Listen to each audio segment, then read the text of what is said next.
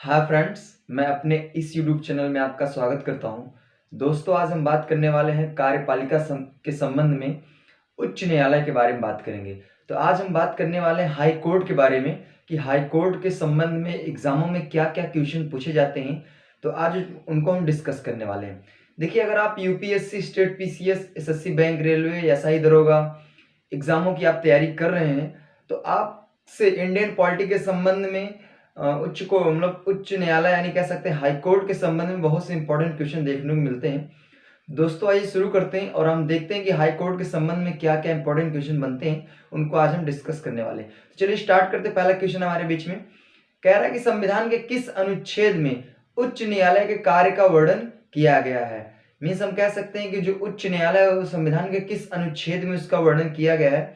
इसका सही जवाब है अनुच्छेद 214। तो अनुच्छेद 214 में उच्च न्यायालय का वर्णन किया गया संविधान में, यानी कह सकते हैं आप याद रखेंगे 214 अनुच्छेद, इसमें उच्च न्यायालय का वर्णन किया गया है संविधान में। नेक्स्ट क्वेश्चन हमारे बीच में है, दो या दो से अधिक राज्यों के लिए एक ही उच्च न्यायालय होगा, यह किस अनुच्छेद के अनुसार।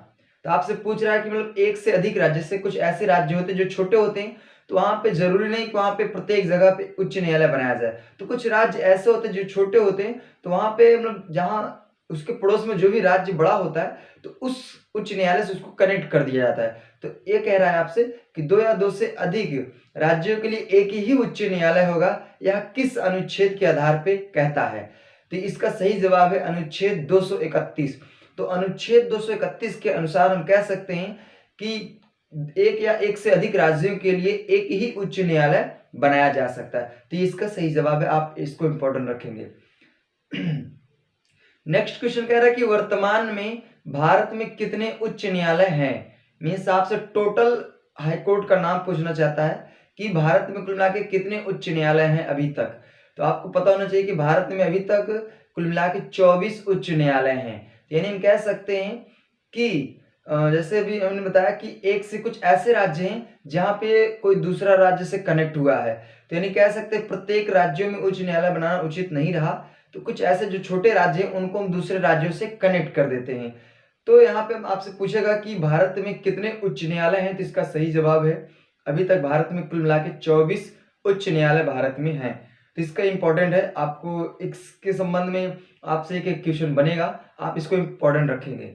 नेक्स्ट क्वेश्चन हमारे बीच में है कि भारत के किस केंद्र शासित प्रदेश में उच्च न्यायालय है। मतलब देखिए, रियली तो देखा जाता है कि राज्यों में ही उच्च न्यायालय को किया जाता है गठन, लेकिन कुछ ऐसे मतलब यहाँ पे हम देखेंगे, जैसे केंद्र शासित प्रदेश की बात करें कि किस केंद्र शासित प्रदेश में उच्च न्यायालय का गठन हुआ है, मतलब वहां पे उच्च न्यायालय बना है। इसका सही जवाब है दिल्ली। तो दिल्ली में एक उच्च न्यायालय बनाया गया है। तो आपको याद रखना है कि क्वेश्चन इससे बन सकता है कि किस केंद्र शासित प्रदेश में उच्च न्यायालय का गठन हुआ है या कुछ उच्च न्यायालय बनाया गया है। तो इसका सही जवाब है दिल्ली। तो दिल्ली में उच्च न्यायालय बनाया गया, जो कि केंद्र शासित प्रदेश होने के बावजूद भी वहां पे उच्च न्यायालय का गठन हुआ है। तो इसका ये सही जवाब है, आप इसको इंपॉर्टेंट रखेंगे। नेक्स्ट क्वेश्चन हमारे बीच में है कि उच्च न्यायालय में न्यायाधीशों का गठन किस अनुच्छेद के आधार पर किया जाता है। देखिए, पहली बात तो जो उच्च न्यायालय होते हैं वहां पे डिपेंड करता है कि वहां की जनसंख्या कैसी है। जैसे कि जनसंख्या होती है, जैसे वहां पे केस दर्ज होता है, उसी के अकॉर्डिंग वहां पे जजों की नियुक्ति की जाती है। जैसे ज्यादा केस आते हैं तो ज्यादा जज होते हैं, कम केस आते हैं तो कम जज होते हैं। मतलब कह सकते हैं कोई बाउंडेशन नहीं कि इतने ही जज होंगे, कोई डिपेंडेंसी नहीं है, जितने भी केस आएंगे उसी के अकॉर्डिंग वहां पे जज नियुक्त होंगे। तो आपसे कह रहा है कि उच्च न्यायालय में न्यायाधीशों का गठन किस अनुच्छेद के आधार से किया जाता है। तो इसका सही जवाब है अनुच्छेद 217। तो अनुच्छेद 217 के आधार पे उच्च न्यायालय में न्यायाधीशों का गठन होता है। हम इसको इंपॉर्टेंट रखेंगे क्योंकि बहुत ज्यादा एग्जाम की दृष्टि से इंपॉर्टेंट है। अगर मान लीजिए आपसे कोई क्वेश्चन पूछे कि उच्च न्यायालय में कितने जजों का वर्णन किया जाता है, तो इसका कोई बाउंडेशन नहीं कि इतने ही जज होंगे। देखिए, जैसा वहां पे केस दर्ज होगा उसी के गार्डिंग वहां पे जज होंगे। जबकि अगर हम बात करते हैं सुप्रीम कोर्ट की, तो सुप्रीम कोर्ट में भी 2019 में संविधान संशोधन के आधार पे वहां पे 34 जज, यानी कह सकते हैं मुख्य न्यायाधीश से लेकर कुल मिला के 34 जज वहां पे होते हैं। जबकि हाईकोर्ट में ऐसा कुछ भी नहीं है कि कितने जज वहां पे नियुक्त किए जाएंगे। तो आप इसको इंपॉर्टेंट रखेंगे। नेक्स्ट क्वेश्चन हमारे बीच में है कि उच्च न्यायालय के न्यायाधीशों की क्या योग्यताएं होती हैं। देखिए उच्च न्यायालय की जो योग्यताएं होती है न्यायाधीशों की बड़ी नॉर्मली होती है। पहला नंबर तो भारत का नागरिक हो, साथ ही साथ किसी उच्च न्यायालय में कम से कम वो 10 वर्षों तक वकील के पद पे कार्य किए हों।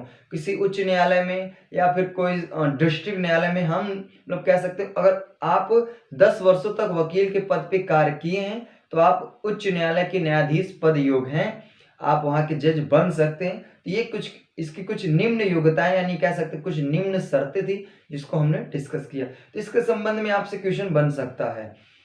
नेक्स्ट क्वेश्चन हमारे बीच में है कि उच्च न्यायालय के न्यायाधीश कितने वर्षों तक कार्य करते हैं। तो देखिए अगर हम बात करते हैं जब न्यायाधीश बन जाते हैं तो वो अपनी उम्र यानी कह सकते हैं वो मैक्सिमम 62 वर्षों तक वो अपने पद पे कार्य करेंगे जो उच्च न्यायालय के न्यायाधीश होंगे। जबकि हम बात करते हैं सुप्रीम कोर्ट के, तो सुप्रीम कोर्ट की जो मैक्सिमम एज डिसाइड की गई है वो है 65 वर्ष। तो सुप्रीम कोर्ट में 65 वर्ष चलता है, जबकि हाई कोर्ट की बात करते हैं तो हाई कोर्ट में केवल 62 वर्ष की आयु आप पूरी कर चुके हैं तो आप रिटायर्ड हो जाएंगे। तो इसके संबंध में भी आपसे क्वेश्चन बनेगा, आप इसको इंपॉर्टेंट लगाएंगे। नेक्स्ट क्वेश्चन हमारे बीच में कि उच्च न्यायालय के मुख्य न्यायाधीश एवं अन्य न्यायाधीशों का वेतन कितना होता है।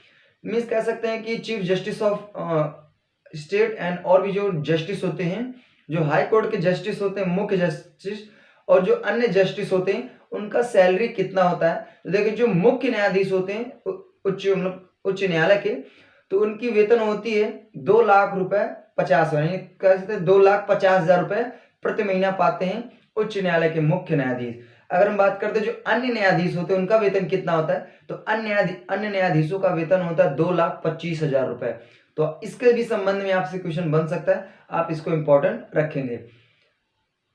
नेक्स्ट क्वेश्चन हमारे बीच में कि उच्च न्यायालय में न्यायाधीशों का स्थानांतरण किसकी परामर्श से होता है। मतलब कह सकते हैं कि जो उच्च न्यायालय में न्यायाधीश होते हैं उनका जो ट्रांसफर होता है एक न्यायाधीश से, मतलब एक न्यायालय से दूसरे न्यायालय में जो ट्रांसफर करते हैं वो किसकी परामर्श से होता है, तो वो परामर्श करते हैं सुप्रीम कोर्ट के मुख्य न्यायाधीश। तो सुप्रीम कोर्ट के मुख्य न्यायाधीश वो परामर्श करते हैं और राष्ट्रपति उनको ट्रांसफर करते हैं। तो इसके भी संबंध में आपसे क्वेश्चन बनेगा, आप इसको इंपॉर्टेंट लगाएंगे। नेक्स्ट और लास्ट क्वेश्चन हमारे बीच में कि उच्च न्यायालय के मुख्य न्यायाधीश साथ ही साथ न्यायाधीश ये दोनों लोग अपना त्यागपत्र किसे देंगे। इसका सही जवाब है भारत के राष्ट्रपति को। तो जो भारत के राष्ट्रपति हैं वो त्यागपत्र इनका ले सकते हैं। तो देखिए उच्च न्यायालय के संबंध में हमने जो भी इंपॉर्टेंट क्वेश्चन थे उनको हम डिस्कस किए। आशा करता हूँ आपको वीडियो जरूर अच्छा लगा। जितने भी मैंने क्वेश्चन को डिस्कस किया वो सभी के सभी क्वेश्चन आपको अच्छे वे में समझ में आ गए। तो अगर आपको वीडियो अच्छा लगा तो प्लीज वीडियो को लाइक शेयर सब्सक्राइब करें, दोस्तों के साथ शेयर करें, कमेंट करके मुझे बताएं कि आपको वीडियो कैसा लगा। ये जो भी मैं क्वेश्चन डिस्कस किया आपके एग्जाम की दृष्टि से इंपॉर्टेंट है कि नहीं, तो प्लीज आप वीडियो को लाइक शेयर सब्सक्राइब करें।